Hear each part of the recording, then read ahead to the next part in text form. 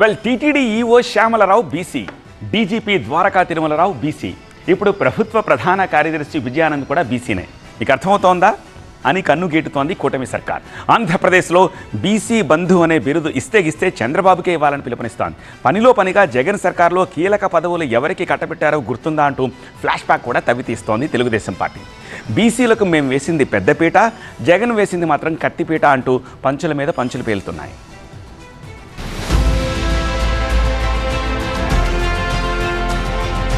ఆంధ్రప్రదేశ్ ప్రభుత్వ ప్రధాన కార్యదర్శిగా కె విజయానంద్ నియామకాన్ని ఖరారు చేస్తూ ఏపీ సర్కార్ ఉత్తర్వులు జారీ చేసింది.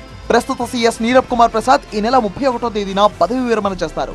ఆయన స్థానాన్ని విజయానంద్ భర్తీ చేస్తారు. 2025 నవంబర్లో పదవి విరమణ చేసే వరకు, అంటే దాదాపు 11 నెలల పాటు ఆయన ఏపీకి చీఫ్ సెక్రటరీగా కొనసాగుతారు.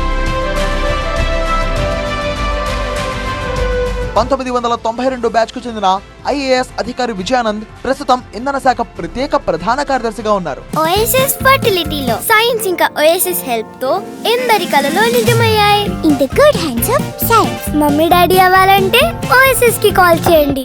గతంలో శ్రీకాకుళం, నల్గొండ జిల్లాల కలెక్టర్ గా, జెన్కో పవర్ కార్పొరేషన్ ఎండీగా పనిచేశారు. విద్యుత్, ఐటీ, ఎలక్ట్రానిక్ రంగాలపై తనదైన ముద్ర వేశారు. చీఫ్ ఎలక్టోరల్ ఆఫీసర్ గా పనిచేసిన అనుభవం కూడా ఉంది విజయానంద్ కు. కడప జిల్లా రాజుపాలెం మండలం అయ్యవారిపల్లె ఆయన సొంతూరు.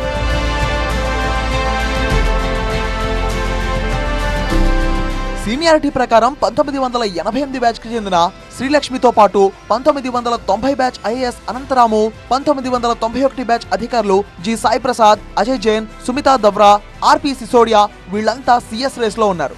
కానీ కొత్త సీఎస్ ఎంపికలో కె విజయానంద్, సాయి ప్రసాద్ మధ్య గట్టి పోటీ ఏర్పడింది. సాయి ప్రసాద్ కు 2026 మే నెలాఖరు వరకు పదవీకాలం ఉండడంతో ఆయన అభ్యర్థిత్వాన్ని తర్వాతైనా పరిశీలించవచ్చన్న ఆలోచన చేసింది ప్రభుత్వం.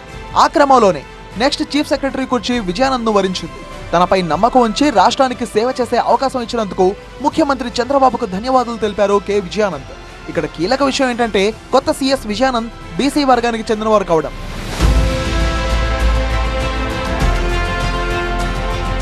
బీసీ సామాజిక వర్గానికి చెందిన విజయానంద్ కి ప్రభుత్వ యంత్రాంగంలో కీలక పదవిని అప్పగించారంటూ సీఎం చంద్రబాబుపై ప్రశంసల జల్లు కురిపిస్తోంది. ముఖ్యంగా కూటమి పార్టీలోని బీసీ నేతల్లో హర్షాతిరేకలు వ్యక్తమవుతున్నాయి. ఈరోజు బీసీలపై ఉన్నటువంటి గౌరవంతో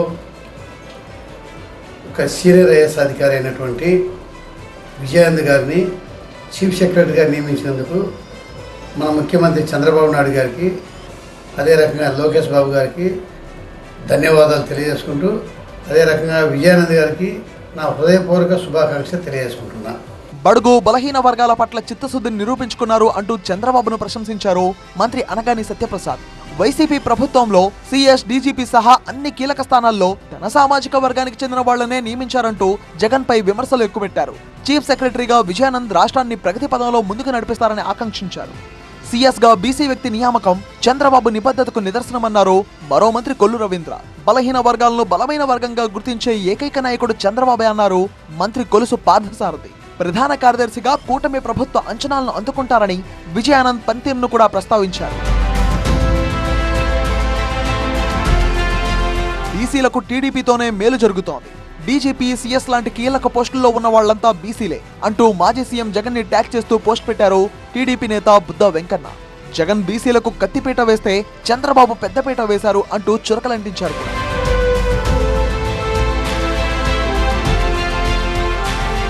ఏపీలో అత్యంత ప్రాధాన్యత కలిగిన టీటీడీ ఈవోగా శ్యామలరావు, డీజీపీగా ఉన్న ద్వారకా తిరుమలరావు కూడా బీసీలే. రేపటి రోజున ప్రమాణ స్వీకారం చేస్తున్న సీఎస్ విజయానంద్ కూడా బీసీనే. బీసీల పాలిట ఆత్మబంధువు చంద్రబాబే అంటూ ఆకాశానికి తెస్తున్నారు కూటమి నేతలు.